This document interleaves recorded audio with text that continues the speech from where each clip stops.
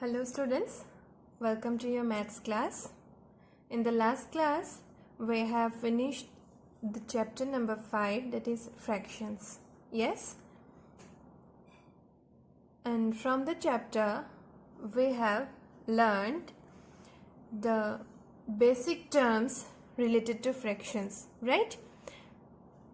We have learned what are equivalent fractions, how to express a fraction in the lowest form, right? What are like fractions, what are unlike fractions, yes? And what are proper fractions and what are improper fractions, right? Then after we have learned how to compare fractions, right? And there we have learned two methods, yes or no? Yes, we have learned two methods for comparison of fractions, right? The first one it is by converting into like fraction, in the second one by cross multiplication. Yes, okay. Then after we have learned how to do addition of fractions. Yes, then next we have learned how to subtract fractions. Yes, okay. Then we have learned how to do multiplication and division of fractions, right? Okay, and we have discussed some word problems related to them. Okay, and today we are going to discuss the answers given as home assignment. Okay, so first of all we will start from part 5.1. okay, so let's start the class. The question from part 5.1 it is, write two equivalent fractions for each of the following. Okay, so we have to write two equivalent fractions. Yes, and do you remember what are equivalent fractions? Fractions that represent the same part are called equivalent fractions. Yes, okay. And how we can find out equivalent fractions? We can multiply or divide the numerator and the denominator by the same non-zero number. Yes, okay. See here, question number A, you are given what? 3 by 5. Okay, you have to find out two equivalent fractions of this, right? So first of all, what we will do, we will write as it is given in the question. Okay, the numerator is 3 and the denominator is 5.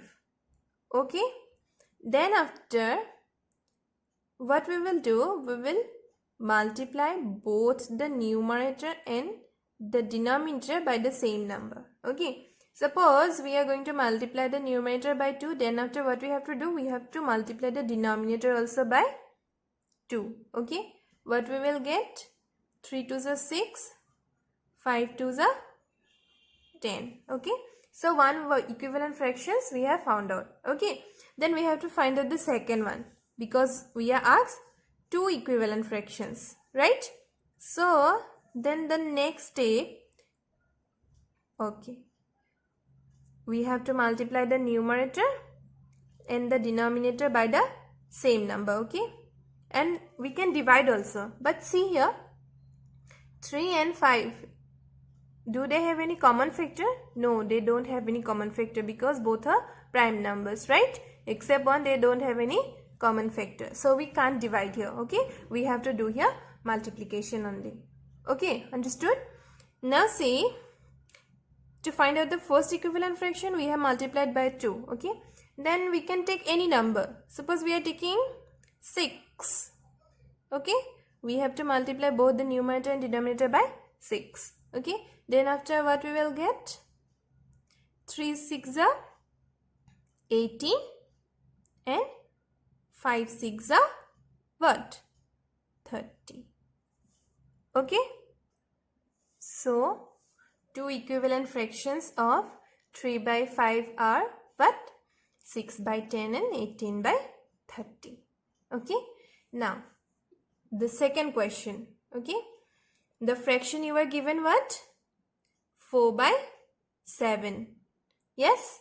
Okay.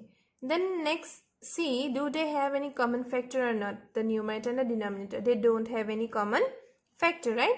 So we can't do division here. We have to do what? Multiplication. Okay?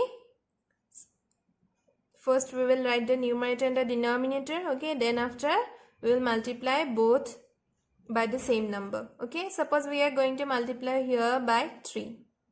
Okay? You can take any number. Okay, understood? Now, 4 3s are 12, 7 3s are 21. Yes? So, first equivalent fraction we got what? 12 by 21. Okay, we have to find out one more, right? So, next we will multiply by 5. Okay, let us multiply by 5. Yes, 4 5s are 20. And 7 5s are 35.